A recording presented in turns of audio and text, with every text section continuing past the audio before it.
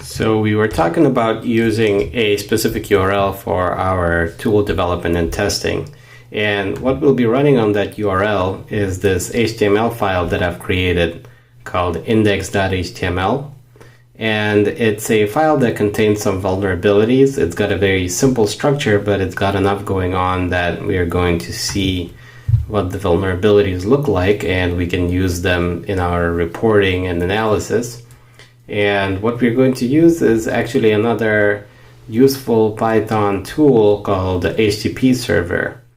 And the way that we start that up is we say python 3-m HTTP server. And that's all that we should need. And what that does is it will start up this HTTP server on local port 8000. And now you'll see that it's running, and what it'll do by default is it'll serve all the files from inside of this directory. And there's only one file here that we care about. And so if we go back here and we do something like curl v, we'll see, there we go, it returns that file. So the file is available for us to use. So we can start using this URL for testing of our little tool, little but growing tool.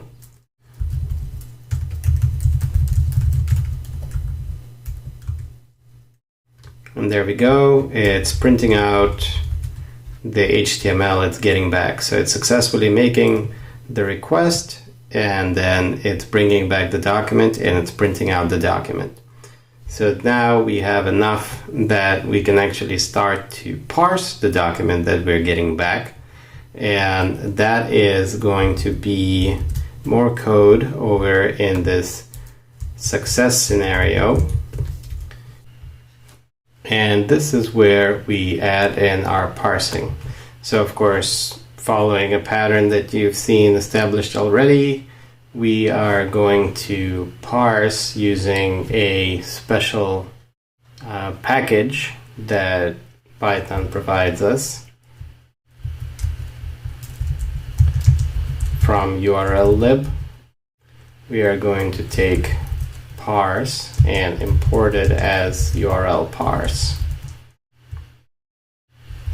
And here we are going to use that. And we're going to also use something called Beautiful Soup, which is an interesting name. And it's a really, really good library, really powerful. And it is an open source library for parsing documents. We are going to need 2 elements from it, and we'll talk about them soon. And first of all, we are going to just say parsed HTML. Parsed HTML equals beautiful soup result HTML and HTML parser.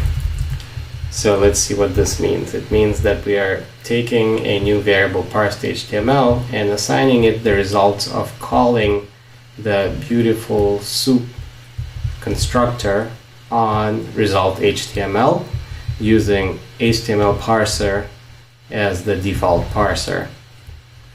So we are asking Python to parse our HTML from that result HTML string. Simple enough. So let's see what happens when we run this from our command line. We have to pass our URL again. So we're going to say queries. There we go. So you'll see I made a typo. Nothing unusual there. And there's the typo. And there you go. It did something. We know that there was a request that came in here.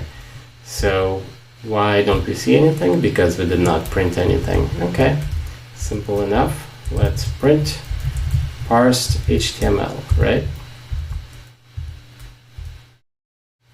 And there you go. It's printing the parsed HTML, and that does not look any different to us because we are not really walking through the HTML, as they say. We're not doing any document traversal. So we can do something interesting with it, because now this object, it has some additional methods on it. So we can say find all, and then we can ask it to find, suppose, form. And you see it returns us a collection with one member, and that one member is the form that's there in the HTML. And we can do that with anything. It doesn't have to be form. Form is just what we are most interested in, but it can be h1, which we know is there. There we go, it found it. But then if we try something that is not there, like an anchor element, we'll see that it's an empty collection, an empty array that it returns us. So that's how the tool works. It's very fast, it's very powerful, very friendly, and that's going to be the basis for what we build out here for our analysis. So let's take a look at what we have so far.